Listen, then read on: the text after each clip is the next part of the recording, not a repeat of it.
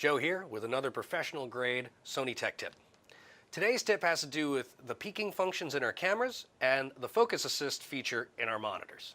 Now, resolutions have continued to increase, camera sensitivity is increasing alongside that, which has greatly affected the world of lighting, but it also means that we can now see more than ever before, which means that what's in critical focus is essential to have tack sharp, especially if you're running and gunning on a 35mm sensor at 4K or 8K resolutions. On the camera side of things, focus assist is known as peaking, and it highlights the edges of objects in a frame. In either an f55, an f5, or an FS7, the peaking has to be set up. So first, you're going to need to turn it on. Then you're going to select whether you want the peaking to be in color or black and white. Next, you have to tell the camera what level of detail you want it to highlight. So the difference between normal and high means high detail subject matter or average detailed subject matter. People are average detail subject matter, but if you were shooting macro products of jewelry, then you might want to have it set to high. Normal peaking level sets how much of the effect you want to see in the viewfinder. Color lets you select the color of the indication, whether you want it to be blue, red, white, or yellow. And you want to make sure you have contrasting colors for whatever it is you're shooting. So if it's a Christmas tree, use red. If it's Valentine's Day, use blue. So the other thing you want to remember is that the color peaking level has to do with how thick that indication is going to appear in the viewfinder.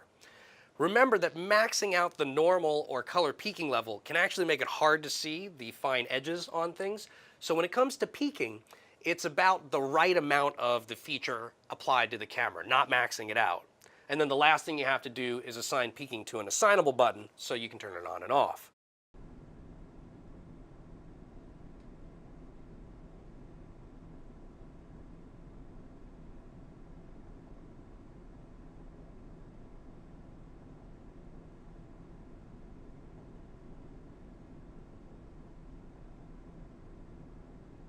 In the LMD A line, there's something very much like peaking in our cameras, and it's called focus assist.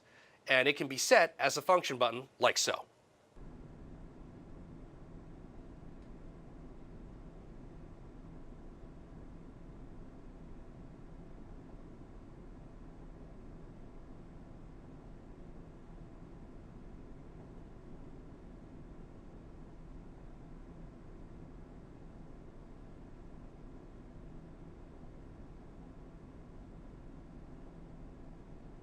So now you can see that the effect is very similar to what's going on in the camera. Now, not all focus assist is equal to one another. Other manufacturers like and others process their image data at 8 bits, while we process at 10 bits. And that's because the technology in our LMD A line was born in our broadcast trimester OLEDs. And they inherited a higher level of accuracy, a broadcast level of accuracy, that you wouldn't necessarily expect in a lower cost line of monitors.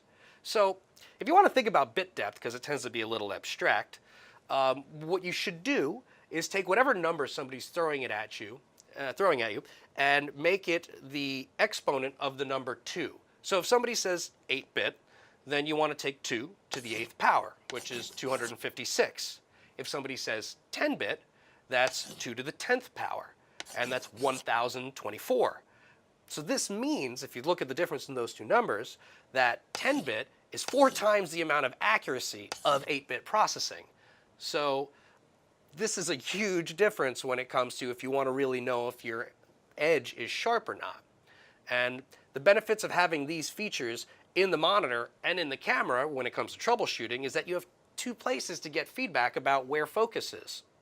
And having it in the monitor can also be useful if you're in an editorial setting, which means I'm looking at somebody else's footage and I want to know where focus was when they were shooting. And this will give you that ability to do it. So that's focus assist in our LMD monitors and peaking in some of our cameras. Thanks for watching.